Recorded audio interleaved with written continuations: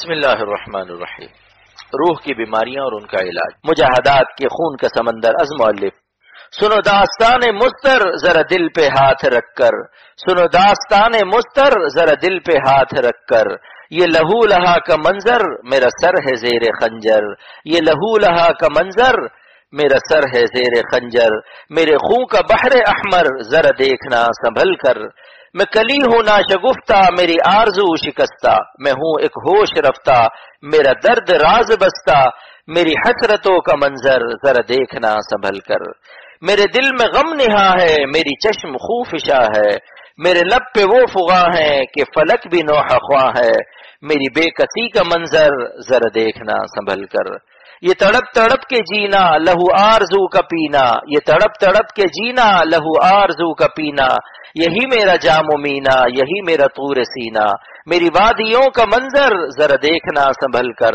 میری آہ کا اثر ہے میرے درد کا ثمر ہے کہ جہاں بھی سنگ در ہے میرے آنسوؤں سے تر ہے، میری عاشقی کا منظر ذرا دیکھنا سنبھل کر، میرا غم زدہ جگر ہے میری چشم چشم تر ہے،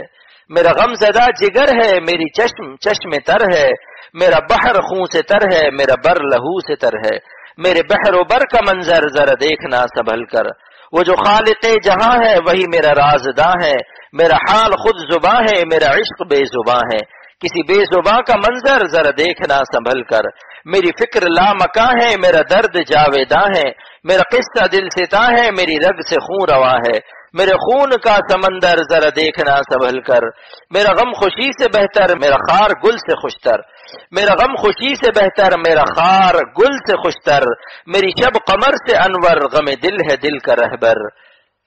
غم رہنما کا منظر ذرا دیکھنا سنبھل کر، یہ کرم ہے ان کا اختر، یہ کرم ہے ان کا اختر جو پڑا ہے ان کے در پر، کوئی زخم ہے جگر پر کوئی زخم ہے جگر پر،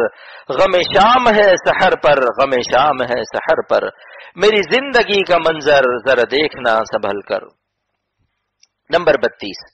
بدنگاہی کرنے والوں کے گردے اور مثانے کمزور ہو جاتے ہیں، مادہ منی رقیق ہو جاتا ہے جس سے پیشاب کے قطروں کی شکایت اور سرعت انزال کی شکایت ہو جاتی ہے، کمر میں درد، اعصاب اور دل و دماغ کمزور ہو جاتے ہیں۔ نمبر 33، بدنگاہی کرنے والوں کی آنکھیں بے رونق اور چہرے پر پھٹکار برستی ہے، کیونکہ بدنگاہی کرنے والے اور ان عورتوں کے بارے میں جو اپنے آپ کو بے پردہ دکھاتی پھرتی ہیں، رسول اکرم صلی اللہ علیہ وسلم فرمایا کہ لعنت فرمائے اللہ ناظر پر بھی اور منظور الیہا پر بھی، اور لعنت کا مفہوم خدا کی رحمت سے دوری اور محرومی ہے، پس ایسے چہروں پر کیسی کار برسے گی۔ 34 نمبر، حضرت سیدنا عثمان رضی اللہ عنہ کی مجلس میں ایک شخص بدنگاہی کر کے آیا تھا، آپ نے ارشاد فرمایا کہ کیا حال ہے ایسی قوم کا جن کی آنکھوں سے زنا ٹپکتا ہے۔ معلوم ہوا کہ اہل اللہ کو اپنی بصیرت سے ان کی آنکھوں سے بدنگاہی کی ظلمت کا ادراک اور شعور ہو جاتا ہے۔ نمبر 35، حضرت حکیم الامت مولانا تھانوی رحمۃ اللہ علیہ نے لکھا ہے کہ ایک حسین لڑکا جو صالح اور متقی تھا، اس کو ایک بڑے میاں شہوت کی نظر سے بار بار دیکھتے تھے۔ اس لڑکے کو اپنے قلب کی سلامتی اور نور تقوی کی برکت سے ان کی آنکھوں سے اس بدنگاہی کی ظلمت کا احساس ہو گیا، اور موقع مناسب دیکھ کر عرض کیا کہ بڑے میاں، آپ مجھے جو بار بار دیکھتے ہیں تو میرے قلب میں آپ کے اس عمل سے تاریکی محسوس ہوتی ہے۔ انہوں نے اقرار کیا کہ واقعی ہم گناہگار ہیں اور آپ کو بری نیت سے اور نفس کے تقاضے سے دیکھا کرتے تھے۔ اب میں توبہ کرتا ہوں کہ آپ کو دیکھنے سے آئندہ اپنی نظر کی احتیاط اور حفاظت رکھوں گا۔ حضرت حکیم الامت تھانوی رحمۃ اللہ علیہ نے فرمایا تھا کہ وہ لڑکا متقی اور ذاکر تھا، ذکر کے نور سے یہ بصیرت اس کو حاصل ہوئی تھی۔ نمبر 36، بدنگاہی کی عادت کے ساتھ کوئی شخص اللہ تعالیٰ کا ولی نہیں ہو سکتا، اور نہ ذکر و طاعت کی حلاوت اسے حاصل ہوگی۔ حضرت حکیم الامت تھانوی رحمۃ اللہ علیہ نے فرمایا کہ بدنگاہی کا یہی عذاب کیا کم ہے کہ ذکر و عبادت کی حلاوت مٹھاس ختم ہو جاتی ہے۔ نمبر 37، بدنگاہی کرنا ایسا ہے کہ دل غیر خدا کو دے دینا ہے، کیونکہ دل سینے سے نہیں چوری ہوتا، آنکھوں کے دروازے سے نکل جاتا ہے۔ اسی سبب سے حضرت سعدی شیرازی رحمۃ اللہ علیہ نے فرمایا ہے کہ خواہی کے بکس دل نہ دہی دیدہ ببند، اگر تو چاہتا ہے کہ دل کسی کو نہ دے تو آنکھیں بند رکھ حسینوں سے، کیونکہ این دیدہ کے شوق می برد دل بکمن، یہ شوق نظر دل کو سینے سے نکال لیتی ہے، اور دل تو اسی کو دینا چاہیے جس نے دل دیا ہے۔ اسی لیے اللہ والوں کو اہل دل بھی کہتے ہیں۔ اختر کا ایک شعر ملاحظہ ہو، اہل دل آکس کے حق را دل دہد، اہل دل آکس کے حق را دل دہد، دل دہد اورا کے دل رامی دہد، دل دہد اورا کہ دل رامی دہد، اہل دل وہ ہے جو اپنا دل خدا کو دے دے، یعنی دل اس کو دے دے جو دل عطا فرماتا ہے۔ عشق مجاز کا دل جب معشوق فانی لیتا ہے تو اس کو پریشانی شروع ہو جاتی ہے، کیونکہ آب شور پیاس کا علاج نہیں، لہذا بے ساختہ کسی شاعر نے کہا دل گیا رونق حیات گئی، دل گیا رونق حیات گئی۔ مگر اللہ والے جب اپنا دل خدا تعالی پر فدا کرتے ہیں تو اس خالق دل کی طرف سے ان کے دل میں وہ چین اور سکون عطا ہوتا ہے جو بڑے بڑے سلاطین کو خواب میں بھی میسر نہیں ہو سکتا۔ تمام کائنات اس سکون سے بے خبر ہے جو اللہ والوں کی روح کو رب الارواح سے عطا ہوتا ہے۔ جو شکر کا خالق ہے، جو قمر کا خالق ہے، جب وہ کسی کے دل میں اپنا رابطہ عطا فرمائے گا تو سمجھ لیجئے کہ کیسی کچھ مٹھاس اپنے قلب میں پائے گا اور وہ کیسا قمر دل میں پائے گا۔ یہ کون آیا کہ دھیمی پڑ گئی لو شمع محفل کی، یہ کون آیا کہ دھیمی پڑ گئی لو شمع محفل کی، پتنگوں کے عوض اڑنے لگی چنگاریاں دل کی، پتنگوں کے عوض اڑنے لگی چنگاریاں دل کی۔ طریق عشق میں دیکھیے کوئی جولانیاں دل کی، طریق عشق میں دیکھے کوئی جولانیاں دل کی، کہ دم میں دونوں عالم سے گزر کر پہلی منزل کی، کہ دم میں دونوں عالم سے گزر کر پہلی منزل کی۔ پس اللہ والوں کو انعام ملتا ہے اور ان کی رونق حیات اور بڑھ جاتی ہے، زندگی میں حقیقی زندگی عطا ہو جاتی ہے، کیونکہ جسم تو قائم ہے جان سے اور خود جان اپنے اندر جان پا جاتی ہے جب اپنے خالق سے رابطہ اور قرب کی دولت پا جاتی ہے، ورنہ خدا سے دوری میں جان خود بے جان ہوتی ہے، پھر ایسی بے جان جان سے جسم کی کیا رونق اور اس کو کیا سکون مل سکتا ہے۔ قرآن میں اسی نعمت کا اعلان ہے کہ الا بذکر اللہ تطمئن القلوب، خبردار ہو جاؤ، خوب غور سے سن لو کہ دلوں کو اللہ تعالی ہی کی یاد سے اطمینان ملتا ہے، اور جن کو ذکر کرنے کی ابھی توفیق نہیں وہ آزمانے کے لیے اللہ والوں کے پاس ذرا بیٹھ کر دیکھے تو معلوم ہوگا کہ سکون کے ایئر کنڈیشن روم میں بیٹھ گئے ہیں۔ انشاءاللہ تعالی ان کا دل فیصلہ کرے گا، بشرطے کہ معاند بن کر نہ جائیں، قلب کے آئینے کو صاف کر کے جائیں، حسن ظن نہ ہو تو بدگمانی بھی نہ ہو، دل کو بالکل خالی کر کے کچھ دیر ان کی باتیں سنیں۔ جیسے مجنوں کو لیلا کی قبر سے لیلا کی خوشبو آتی تھی، اسی طرح ان اللہ والوں کے ابدان اور اجسام سے مولا کی خوشبو محسوس ہوگی، کیونکہ عطر کی شیشی سے بھی عطر کی خوشبو آتی ہے، جس شیشی میں قیمتی عطر ہوتا ہے اس شیشی کی بھی حفاظت اور قدر و منزلت کی جاتی ہے۔ انبیاء اور اولیاء کے اجسام کا احترام اور توقیر اس سبب سے معمور بھی ہے کہ ان کی ارواح میں مولا کریم رب العرش العظیم کے قرب و رابطے کا موتی چھپا ہوتا ہے۔ نمبر 38، چھوٹے بچے کو ماں کے علاوہ کوئی چھین لے جاوے تو بے چین رہے گا، اور اگر غیر سے چھین کر ماں کی گود میں کوئی بیٹھا دے تو کس قدر اس کو سکون ملے گا۔ تو اسی طرح دل کا بھی یہی حال ہے کہ جب آنکھوں کے دروازے سے بدنگاہی سے شیطان دل کو اغوا کر کے ڈاکہ مار کے کسی غیر اللہ کے عشق میں مبتلا کر دیتا ہے تو بے چین رہتا ہے، نیند حرام ہو جاتی ہے۔ بعض لوگوں نے شدت صدمہ و الم سے خودکشی کر لی اور حرام موت کی سزا الگ خرید لی۔ اب تو گھبرا کے یہ کہتے ہیں کہ مر جائیں گے، اب تو گھبرا کے یہ کہتے ہیں کہ مر جائیں گے، مر کے بھی چین نہ پایا تو کدھر جائیں گے، مر کے بھی چین نہ پایا تو کدھر جائیں گے۔ اور جب دل کو اللہ تعالیٰ سے رابطہ کسی اللہ والے کی صحبت کی برکت سے حاصل ہو جاتا ہے تو گویا اس نے اپنے دل کو آغوش رحمت خداوندی میں بٹھا دیا، تو ماں کی گود کا سکون اس ارحم الراحمین کی آغوش رحمت کے مقابلے میں کیا حقیقت رکھتا ہے۔ احقر کے شعر ہیں، آتی نہیں تھی نیند مجھے اضطراب سے، آتی نہیں تھی نیند مجھے اضطراب سے، ان کے کرم نے گود میں لے کر سلا دیا، ان کے کرم نے گود میں لے کر سلا دیا۔ معذور تھا ضمیر کے اظہار سے لیکن، معذور تھا ضمیر کے اظہار سے لیکن، اختر کو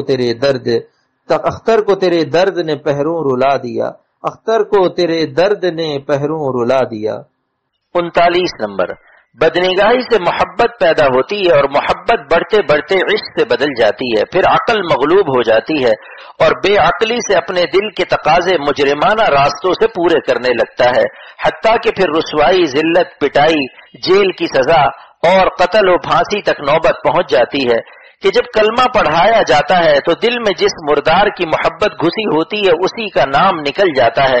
اور اس طرح خاتمہ بھی خراب ہو جاتا ہے اور دنیا اور آخرت دونوں تباہ ہو جاتے ہیں۔ ایسے واقعات حضرت حکیم الامت مولانا تھانوی رحمۃ اللہ علیہ نے بیان فرمائے ہیں جو کتابوں میں موجود ہیں۔ نمبر 40، حسین صورتوں کی طرف جذب و کشش کے متعلق مولانا رومی رحمۃ اللہ علیہ فرماتے ہیں، غرض صورت بگزری اے دوستا، غرض صورت بگزری اے دوستا، گلستہ است گلستہ است گلستہ۔ اے دوستو اگر صورت پرستی سے تم خلاصی پا جاؤ پھر حق تعالی کے قرب کا باغ ہی باغ تمہیں نظر آئے گا۔ عشق ہائے کز پے رنگے بود، عشق نبود عاقبت ننگے بود۔ جو عشق عارضی رنگ و روغن کے سبب ہوتا ہے وہ جلد ہی زائل ہونے کے بعد شرمندگی اور ندامت کا سبب بنتا ہے۔